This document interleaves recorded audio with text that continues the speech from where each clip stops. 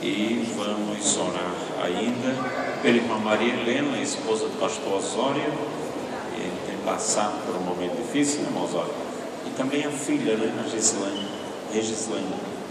Vamos apresentar ao Senhor nosso Deus e o irmão Jesus, pai da irmã Cida Helena, diácono irmão Jesus. Vamos apresentar ao Senhor. Bom, dessa forma, os demais pedidos já foram aqui colocados. Quem mais precisa de oração, levante a mão assim. Maravilhoso Deus e eterno Pai, nós estamos aqui nesta noite, ó Pai, primeiramente porque cremos em Ti, primeiramente, ó Pai, porque confessamos que o Senhor é o nosso Deus, o Senhor que morreu na cruz do Calvário pelas nossas vidas, que entregou-se a si mesmo, ó Pai, por nós.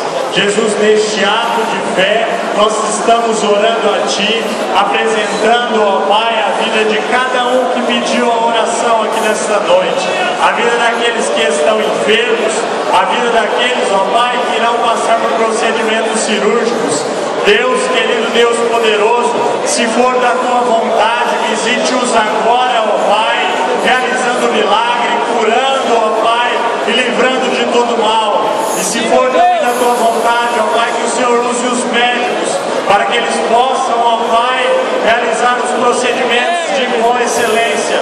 Deus querido, Deus poderoso, continue abençoando, ó Pai, este ministério, ao pastor Vanderlei e toda a sua família, bem como a todos os missionários, ó Pai, que têm levado a sua palavra lá no campo de batalha, ó Deus, com muita coragem, com muito amor. Pai querido, Deus bendito, Deus poderoso, clamamos a Ti também, Senhor, para que esta noite seja um marco na nossa história, ó Pai, e que nós possamos levar às gerações futuras tudo aquilo que aconteceu nesta noite, tudo aquilo que tem acontecido neste glorioso congresso. Pai querido, Deus glorioso,